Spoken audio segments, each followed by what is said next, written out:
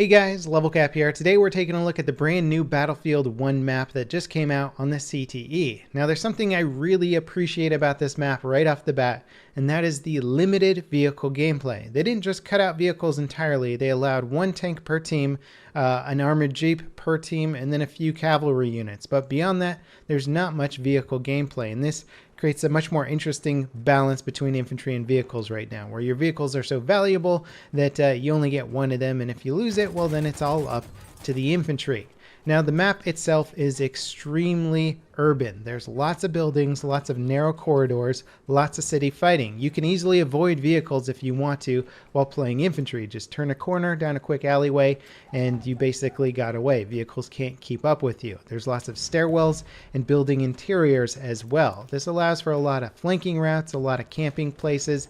It's pretty fun. Right off the bat though, I had to turn up my brightness, because at the normal brightness level I literally could not see the enemies at times.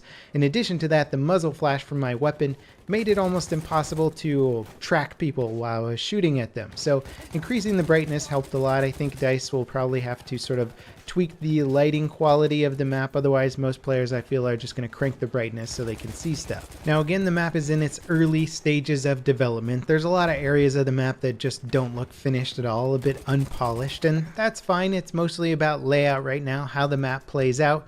I do enjoy the layout. It's very symmetrical, kind of a cross pattern or an X pattern, if you will, with the flags.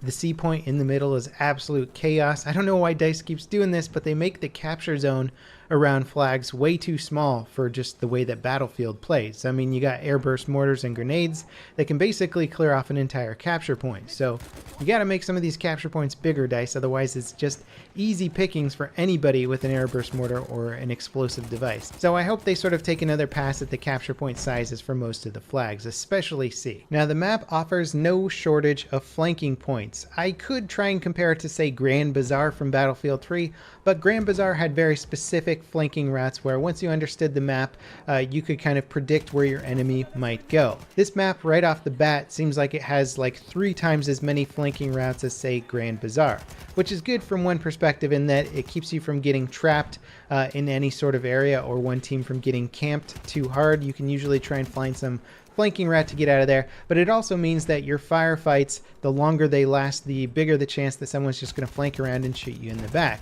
And I was doing that a lot, engaging in alley firefights with enemies, and when our team was getting overwhelmed by numbers, I couldn't just hold them off in an alley. They would eventually just flank around behind me, it wouldn't take too long, and shoot me in the back. And so that became kind of difficult, and I had to start playing around that, where it's like, okay, instead of holding down firefights, I'd have to engage and just run away, because the flanking mechanics were so freaking strong. Now I noticed in the comments while playing that a lot of people were complaining that the map looked a little bit too much copy and paste, both from other Battlefield maps and just the map in general. Has a lot of similarities. Depending on what side of the map you're on, you might get lost or have a hard time figuring out exactly which part of the map you're in, because the buildings themselves all look kind of the same. And there's sort of a historical problem with that, is that depending on where you're playing in the world, a lot of the buildings and architecture would have looked extremely similar to each other. So in that way, I think DICE is being somewhat accurate with it. And then in addition to that, because the map hasn't really been polished yet, we don't have a lot of visual details and flair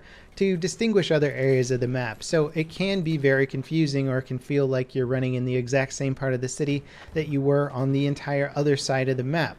So I understand the sort of copy and paste mentality. It does look very similar to other Battlefield maps that we've had before, and even though the city is kind of sizable, a lot of it looks the same. Hopefully that can be polished out of it at a later date when they start adding more flair and detail, but it's sort of just an issue with the architectural design of the times as well. Also, the fact that it's at nighttime means that a lot of things are going to look very dark and kind of bluish, so you're not going to be able to differentiate things with colors quite so much. Now, when playing in a 64-player game, the action seemed constant and intense all over the place. However, when I played in a 32-player game, or rather a not full server, there were so many flanking routes that we ended up running around the map a lot and just totally missing the enemy. So there's so many ways to get from point A to point B, the chances of you running into the other guy running across your same path are just not going to be that high. So you might miss a lot of the action, unless the server is totally packed full.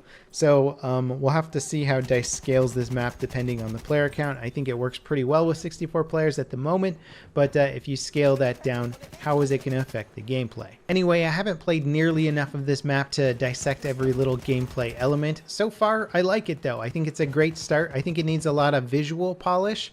I'm concerned that the nighttime setting is a little bit too dark and is also going to make the city look a little bit too repetitive. As I mentioned before, you can't really bring out the colors as much at night. So I'm curious to see what the artists do with the general color palette of this map, as it definitely needs a little bit of work. Anyway, that kind of wraps it up for this first look at the new nighttime city map. If you want to check it out for yourselves and you have premium, you can check it out on PC, of course. And as always, thanks for watching, guys, and I'll see you next time. This is Level Cap signing off.